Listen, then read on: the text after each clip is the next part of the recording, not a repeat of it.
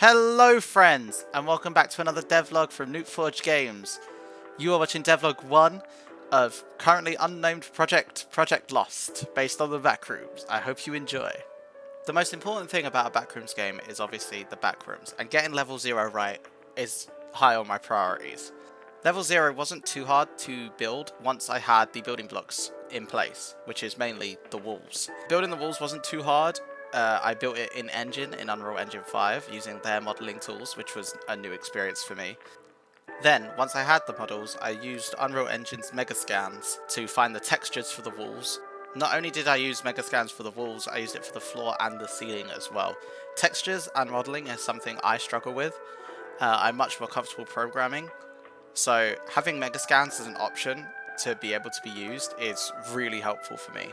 Their textures are quite easy to edit to what I actually want them to be used for, like the case of level -1, where I need a similar wall to level 0 but with a black and white filter over the top.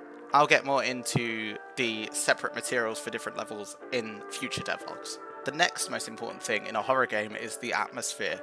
If the atmosphere is off in a horror game, it's just not going to scare anybody.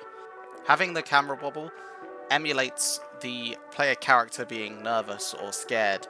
After adding in the atmospheric sounds and the post-processing at a simple level, even at this early stage, is very effective at creating atmosphere, and it was one of the things that I got the most positive feedback on in the early stages of this project.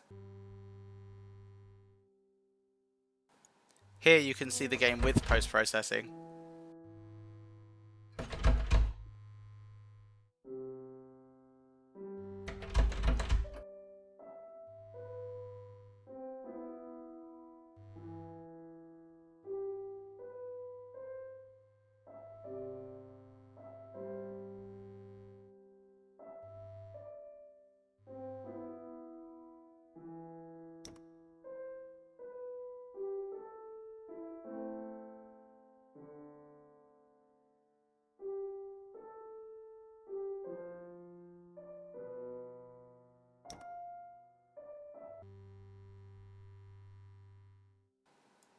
And here you can see it without.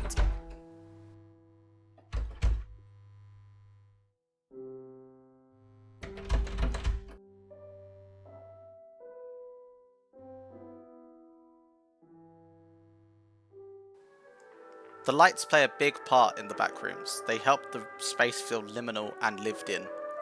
They help it feel familiar in some way. So having the lights flicker and be able to break seemingly at random using a event trigger really helps just add to the atmosphere overall and puts the player more on edge. They hear that flicker in the distance.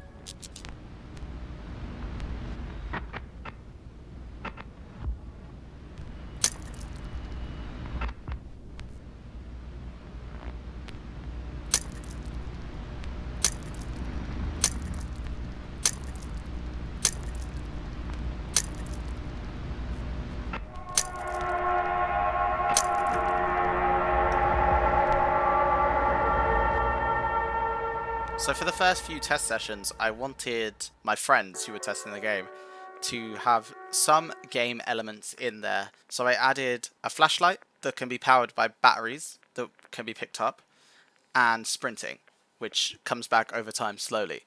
These would eventually evolve into the survival aspects of the game. With the introduction of the flashlight, I needed to introduce an inventory system where you can pick up, use, and drop items on the floor. I did this in a kind of roleplay game, typical survival game kind of inventory at first, which worked, as you can see here.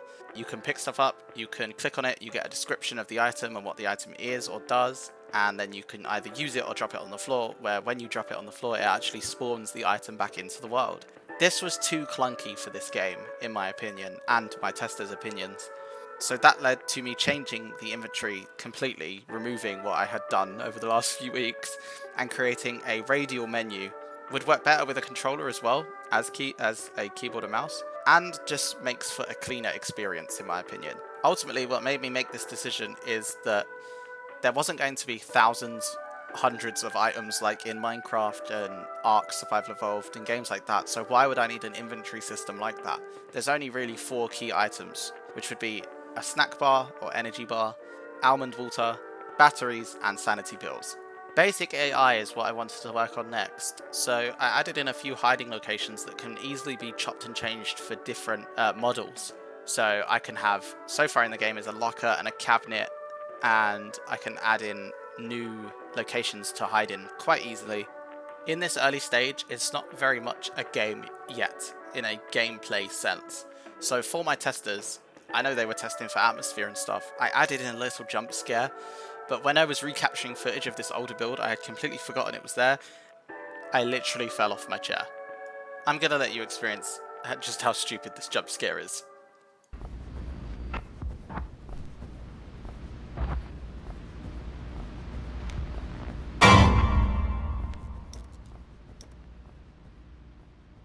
Let me know what you think of the project in the comments. Don't forget to leave a like and subscribe. If you want to learn more, follow the Discord. The link should be down below. Also, let me know in the comments if you'd like to see gameplay and maybe like live reactions of gameplay. I think that works really well with a horror and would maybe be interesting. So let me guys know if you're interested. Thank you so much for watching. You're awesome and stay awesome.